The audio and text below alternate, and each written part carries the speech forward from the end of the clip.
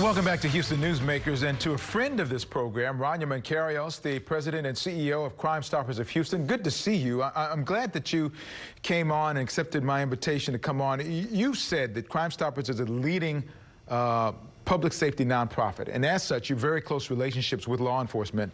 Being able to see both sides of what now is a contentious relationship, what's Crime Stoppers proposing as steps to kind of bring these sides together?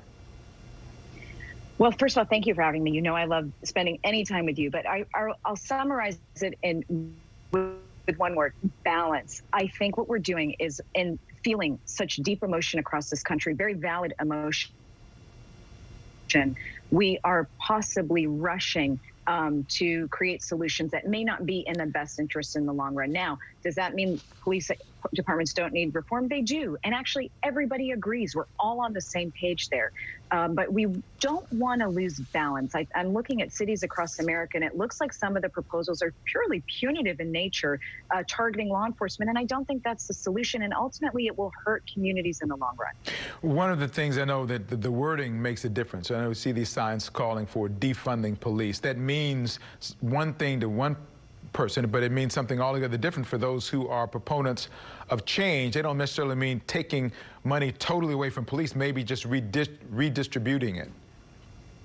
Exactly. And I think it depends where you are. So you see parts of Seattle where they literally want to defund police. They don't want law enforcement presence in their communities. But across, and what I fear is that because those communities are loud, you're seeing city councils actually feel pressure to respond and give in to those requests. But we've got to remember that we have to do what's in the best interest of the community. And law enforcement as a whole, I keep saying, they didn't wait. We're taking over. We're going to handle all social services. We're going to strong arm the community. Law enforcement only responds to requests that they are told to respond to by policymakers.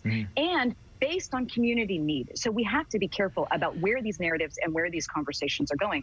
Defund the police, should we be moving some funds away from law enforcement and injecting them into social services? Maybe the question should be, should we just be injecting funds into social services? And they can be two separate issues, and I really wish they'd be handled separately. You know, so you talked about communities. So what would you suggest to people who really have an interest in making a difference? How would you suggest they go about the community involvement to make a true difference in changing some of those policies? Well, listen, we've been around for 40 years. This year is our 40th year of service. And I can tell you in 2013, when I took the program over, it was hard for me to get people engaged. Until they became a victim of crime, it was very hard for me to get them to attend our meetings or hear what's going on. Now, Houston's become such an active city, and we have a long list of community members who say, no, we want to be involved.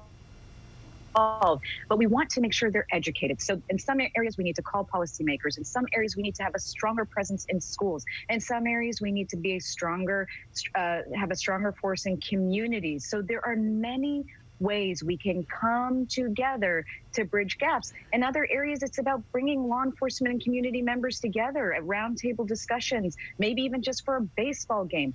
There are many ways to bridge communities and to also work on real substantive change. But it doesn't have to be strong arming. It doesn't have to be punitive. We can come together in a positive way. And I think Crime Stoppers has done that historically and statistically, if you actually really look at our numbers and what we've been doing. Sounds like you're ready to take the lead in being an arbiter of all of this and try to make it happen. You know, it's been our goal for a really long time. And we always say, don't wait to become a victim of crime to care about crime prevention. And on the flip side, we should all have a vested interest in our communities. This is where we live. This are our homes, where we send our kids to school, where we have our investments, where we plan to retire. And law enforcement is a great community partner. I mean, look at what we did in Harvey. Who wasn't thankful for our first responders and law enforcement partners at that time? Does that mean that we are okay with police brutality?